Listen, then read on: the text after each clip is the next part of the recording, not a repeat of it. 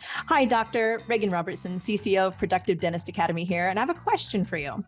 Are you finding it hard to get your team aligned to your vision, but you know you deserve growth just like everybody else? That's why we've created the PDA Productivity Workshop. For nearly 20 years, PDA workshops have helped dentists just like you align their teams, get control of scheduling, and create productive practices that they love walking into every day. Just imagine how you will feel when you know your schedule is productive, your systems are humming, and your team is aligned to your vision. It's simple, but it's not necessarily easy. We can help. Visit productivedentist.com/workshop. That's productivedentist.com/workshop to secure your seats now. And he said, so how do I do it? How do I become a better leader? And I said, bingo. That is the secret to this. It's becoming a better leader and inspecting what you expect, but doing it in a way that comes from the heart, not from the head. Hello, everyone. This is Dr. Bruce B. Baird, and you're listening to the Productive Dentist Podcast. In this podcast, I will give you everything that I've learned over the last 40 years in dentistry, working with thousands of dentists. I'll tell you, it's not that my way is the only way. It's just one that has worked extremely well for me, and I'd love to share that with you so you too can enjoy the choices and lifestyle that productivity allows. More time for things you love, increased pay, better team relationships, and lowered stress. Let's get into it with this week's episode of the Productive Dentist Podcast.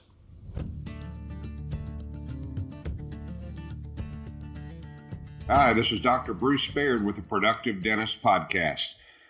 Today we're going to talk about one of the questions that I get so often, and I was just doing a program this last weekend, and I got the question from several of the attendees, and I wanted to kind of get back and talk about team training and talk about how important your team is to being productive. And I figure it's time. We've probably covered this a couple of times, but my thought process as we go becomes clearer and clearer about how important training your team is. How do you do that? I mean, one of the questions I had, the doctor is going through his third team in a matter of a year. And, he was saying, he couldn't find the right people, was having difficulties there. And I felt his pain. I've talked about this before. I think everybody in Granbury used to work for me at one point in time or another, because I was not, it was more about me than it was about them. And I explained that to him, and he said, well, this person did that, and that person did this. And one person said, said something in front of the entire team that, I didn't like the way you talked to me in front of the patient or whatever it is. And I said, well, you may have responded the exact same way if you were a team member and the boss, did that. You might have, or you might have gone individually and talked to the doctor. But he's gone through all these team members, and he said, so how do I do it? How do I become a better leader? And I said, bingo. That is the secret to this. It's becoming a better leader and inspecting what you expect, but doing it in a way that comes from the heart, not from the head. And when I say that, I was the guy who would just get very upset, and I would roll my eyes and I would sigh a lot. And so I was very confrontational. But when I realized what had happened, this is 10 or 15 years into practice, what I realized is that it was about me. It was about me and my, really my behavior and the way that I expected people to do things. And what I'll say is, the better I got, the better my team got. But let's look at some pointers and some things that you can do as a doctor to end up with a much better team. And it's probably the same people. during the program this weekend, I told the doctors, I said, I guarantee you probably 80% of the people that I hired back in the early days could have been fantastic employees. They could have been fantastic employees, meaning it wasn't so much them, it was more me. And so when I step back and look at it, I was like, okay, so what are the things that you can do to help your team? First of all, the thing that I, more than anything, that started realizing is I'm the boss, but I'm not the boss of their life. I'm not the boss. I want them, I hired a treatment coordinator to be a treatment coordinator. And they had experience. So I expect them to be a treatment coordinator and to know everything the way I expect it to be done. And that's not fair. It's just not fair to your team to expect them to know by osmosis what you really would like to have done. And so that's where team training becomes critical. We call that a training opportunity. And so this doctor has had several things. First of all, he's only been in practice for about 2.5 years, of which COVID was a big part of it. Then we had a giant freeze in Texas. His office flooded. So he's been through the ringer, and he's got a lot of stress. And I understand all of that. So what I told him is over the next 6 months, and he's got a great new patient flow. He's in a position where he could easily be doing $2 million a year in his practice early on. And I said, don't worry about that right now. For the next 6 months, remember, he's gone through 3 teams. For the next 6 months, concentrate on training your team exactly the way you want things done, and doing it with a smile on your face, and doing it with a realization that you're taking the effort now and it's going to save you massive amounts of time later. You'll be productive, but what you're going to find is for next year, you're going to be 10 times more productive than you would have been, because you're going to be hiring a new team next year if you don't change the way you're doing things. And so what I do is I step back and I say, okay, first of all, know your team, know who they are. When I say that, not just know who they are, but know about them, their family, their, where they grew up, where, about their kids names. Take notes, not while you're talking to them, but as soon as you finish talking to that employee, you get yourself a basis. I tell you to do that with new patients, find out about them, find points in common, linking and matching and mirroring and all that. Do that with your team. And most of all, smile and just listen and get to know your team member, because the truth is, when you have a phenomenal team, and I've talked about this, 5 or 6 podcasts ago, that when I left Granbury Dental Center, as far as being a producer, I thought no one will ever produce like I did. And my 3 assistants were 30 years, 20 years, and 10 years, and they were trained by me. They didn't have experience before they came to work for me. One was Walmart, one was, worked at a vet, and another worked as a masseuse, and so a massage therapist. And so when I say that, what I started realizing is these folks have a life. They have families. They have kids. And how they do is going to affect, and how you do is going to affect everything. But when I left as a producer, Dr. Buski took over my 3 assistants. It grew him $1,000 an hour almost immediately. Why? Because they were trained. They were trained and they knew what they were doing. So it's going to be well worth your time. It's going to be well worth your time to teach them exactly the way you would want to have it done. And so that's this 6-month period that I'm telling him. I said, I really want you to spend time with them, ask questions, show them temporization, show them how you temporize a crown, show them what you expect and how you do it. Now, once you've done these things, when you do, because the big problem is, well, what happens when something happens? What happens when the temporary doesn't look good?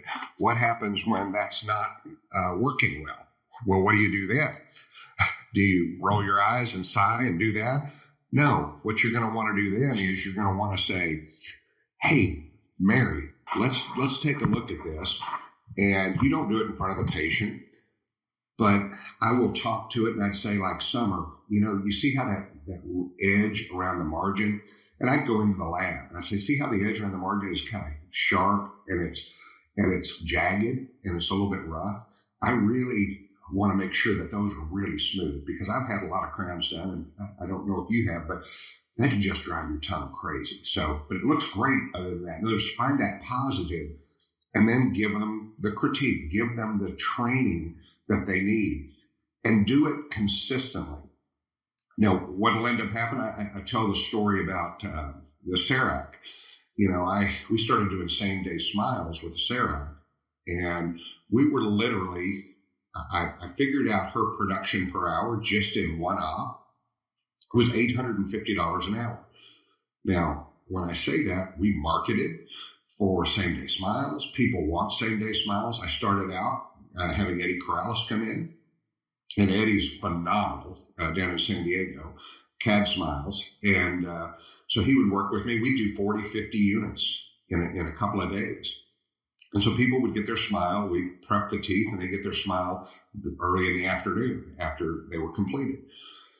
Well, my team member said, I could do that. And I said, all right, let's do it. I sent her for some training. And then she would show me the proposal, on, say, upper 8 crowns. And I would look at the proposal, and, the team member that hasn't been to 4 years of dental school doesn't understand anatomy the same way you and I do. So, they just don't see that. And so I would say, see here, the cuspid, it's got a short arm and a long arm, and it has this shape, and it had, so I was looking at this proposal, and by the way, the software is continuing to get better and better with that, but, and I would show her. And so initially I would be looking at 8 crowns, and it might take me 30 minutes to help her, show her. So I built that into my schedule. And then after about 6 months, it was taking me about 20 minutes. And after a year, it was taking me about 15 minutes. 2 years in, I would actually literally take a look at it and I'd go, that's beautiful. That looks great. Look at the contacts. See how your contacts are shaped beautifully. See the contours. But see, I trained her on the anatomy of teeth. It was worth it to me, because then I could go in, prep 8 teeth, walk out of the room. She takes over, scanning, designing, milling. I would always check them, meaning I would inspect what I expect. And if she ever had a question, she felt very comfortable coming to me and asking me questions. Some are oftentimes, I would have her doing something, packing cord, or, which we didn't do a lot of, but I would have, and she would come, she goes, I don't feel comfortable with this. I'm having a difficult time with that. It wasn't like I can do everything myself, but they felt comfortable coming to me. Now, my first 15 years in practice, I promise you, they didn't feel comfortable coming to me. They didn't even want to talk to me. So going back and talking to this doctor, I said, here's the thing. I want you to train your team for the next 6 months and plan on being less productive than you had been. And I know, the pressure's on, you're finally coming out of COVID, coming out of the freeze in Texas, but I want you to concentrate on your team, because this is going to be the long-term play. You're not just in this for the next year. You're in this for the next 10 years, 20 years, 30 years. This is a young dentist. And I said, so when you have a trained person in your team, little things don't matter. When I say that, they don't leave, they don't quit, they don't do those things. What they do is they believe in you because you believe in them. And, it's just so important to, and I almost feel embarrassed to even tell you, how bad I was for the first 15 years in practice. This is learnable behavior. I mean, I was horrible, but I know that you can do it. And what you're going to find is, at the end of that time, you're going to find you have the most dedicated, loyal team. And you're not just producing for you, and you're not making money for you, but your team is also highly paid, highly compensated. You're taking care of their family in many cases. You're taking care of not just them, but their family, and that influence. And you're going to ask questions. How's Bob doing? Or how's Bobby doing? Or how's little Mary doing? And you want to become involved in these people's lives, because you're going to spend more time with them than in many cases you are with your own spouse. or your significant other. So anyway, I hope this hits home for you, because I can promise you when it finally hit home for me, I actually became a productive dentist. And when it didn't, I was productive, but it was the most stressful, gut-wrenching, heart muscle and stomach lining problem that I had ever experienced in my life. And so I hope it makes sense. I look forward to next week, and good luck on training your team. It is something that's doable, and anybody can do it. So look forward to next week. Thanks, guys. Thank you for joining me for this episode of the Productive Dentist Podcast. If you found this episode helpful, make sure you subscribe. Pass it along to a friend.